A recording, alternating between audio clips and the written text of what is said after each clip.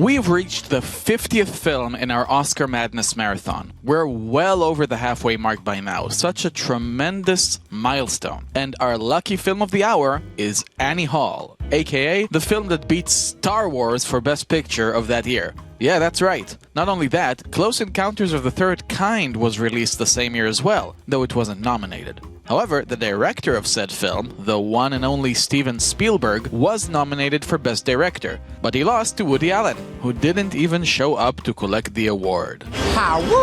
So yeah, 1977 was meant to be the year that science fiction finally took over the Academy, but a skinny little Jewish left-wing comedian ruined it for everyone. You're what Grammy Hall would call a real Jew.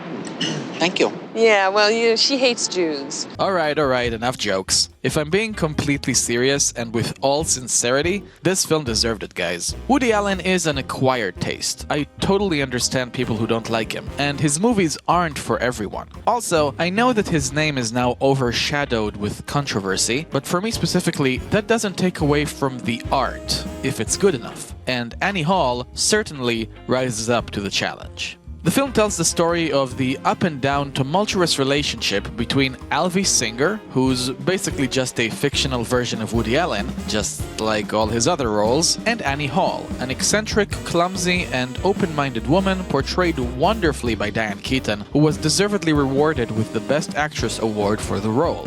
Annie Hall, the film, not the character, has so much going for it that it's hard to know where to begin. Let's start with the comedy. The film is very funny.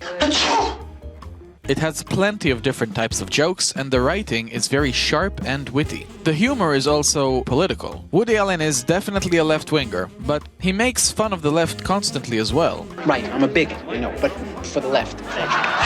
This film was made back in the day when the left actually had a sense of humor. My, how the times have changed. Outside the two main leads, the rest of the cast is also fantastic. It's filled with a bunch of very famous actors who play really small, bite-sized roles here, like Shelley Duvall, Christopher Walken, and Paul Simon. Hell, even Jeff Goldblum makes an appearance for like one line. Yeah, I forgot my mantra.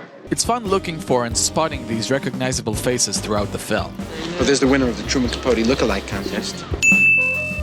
Now, everything I just said is great stuff, but it's nothing compared to the great strength of this film, which is the filmmaking itself. The craftsmanship on display here is really something to behold. For starters, the film isn't told in chronological order. Rather, it utilizes what is called a stream of consciousness narrative. One scene, Alvy brings up a memory from a past relationship he had, and the next thing you know, boom! The film jumps to the memory instantly, and we move on from there. It's really unique. No Best Picture winner prior to this one was that experimental. And the fact that the film is able to remain brisk, lighthearted, and coherent throughout is truly remarkable. But the narrative structure isn't the only experimental thing going on here. Literally every single scene has a cinematic treat to offer. Characters break the fourth wall. You said, will it change wife? You said, Life. I said She life. said, will it change my wife? You heard that because you were there, so I'm not crazy. Characters visit their own memories. There's a scene where the characters' thoughts are subtitled. There's an animated scene with a sexy version of the evil queen from Snow White. There are several scenes with a split screen and the two sides interact with one another.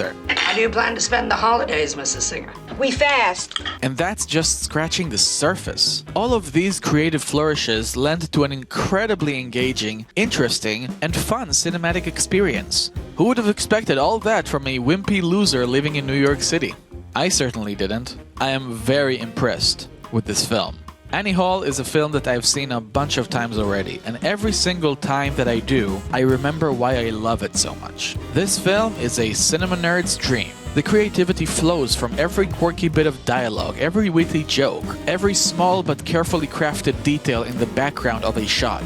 Couple all that with a very short runtime, which makes the film way more rewatchable, and you're left with a film that never gets old and never fails to entertain, no matter the time or mood you're in.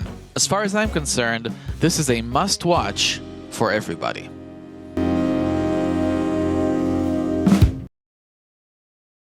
Annie Hall is ranked at number 6 on my list so far. My younger self would have probably ranked it even higher, but I still think it's a great film, and it's one of my personal favorites. The 70s is the decade that just keeps on giving. Up next is the 51st Best Picture winner, featuring one of the most intense and terrifying scenes in movie history. It's The Deer Hunter. Check back again for the next video of DB Reviews Oscar Madness Marathon and subscribe to my channel so you won't miss a thing. Thank you all very much and let the journey continue.